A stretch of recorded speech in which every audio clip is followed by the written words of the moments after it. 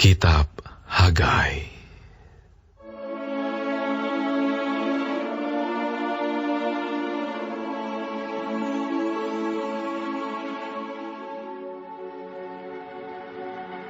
Pada tahun yang kedua zaman Raja Darius, dalam bulan yang ke-6, pada hari pertama bulan itu, datanglah firman Tuhan dengan perantaraan Nabi Hagai kepada Zerubabel bin Sealtiel, Bupati Yehuda, dan kepada Yosua bin Yozadak, Imam Besar, bunyinya. Beginilah firman Tuhan semesta alam. Bangsa ini berkata, sekarang belum tiba waktunya untuk membangun kembali rumah Tuhan. Maka datanglah firman Tuhan dengan perantaraan Nabi Hagai. Bunyinya, apakah sudah tiba waktunya bagi kamu untuk mendiami rumah-rumahmu yang dipapani dengan baik, sedang rumah ini tetap menjadi reruntuhan? Oleh sebab itu, beginilah firman Tuhan semesta alam. Perhatikanlah keadaanmu.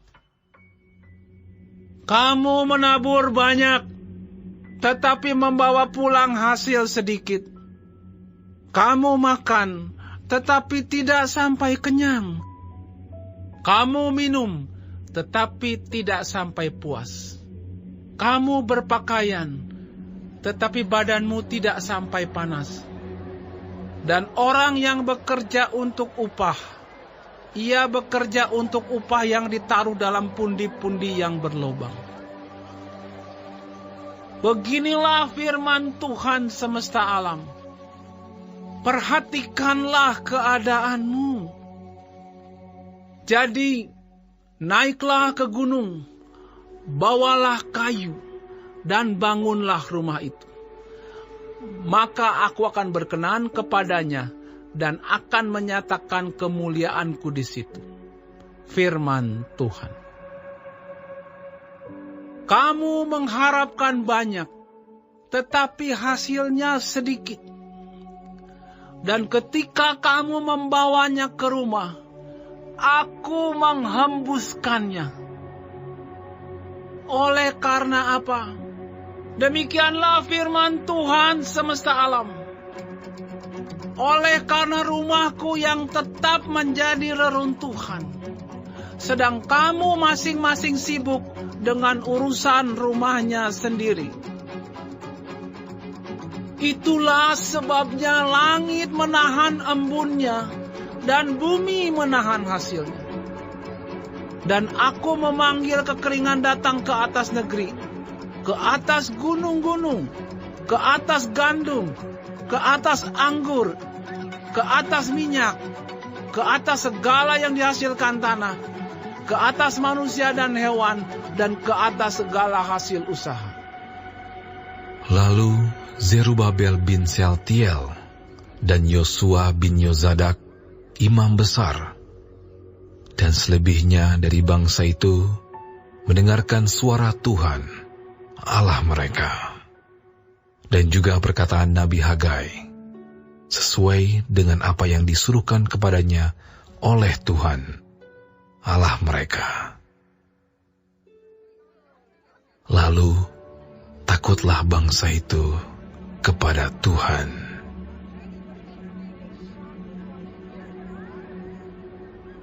Maka berkatalah Hagai, utusan Tuhan itu, menurut pesan Tuhan kepada bangsa itu. Demikian, Aku ini menyertai kamu. Demikianlah firman Tuhan.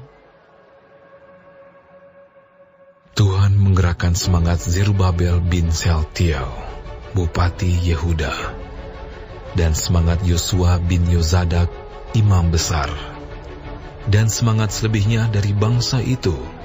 Maka datanglah mereka, lalu melakukan pekerjaan pembangunan rumah Tuhan semesta alam, Allah mereka, pada hari yang ke-24 dalam bulan yang ke-6, pada tahun yang kedua zaman Raja Darius.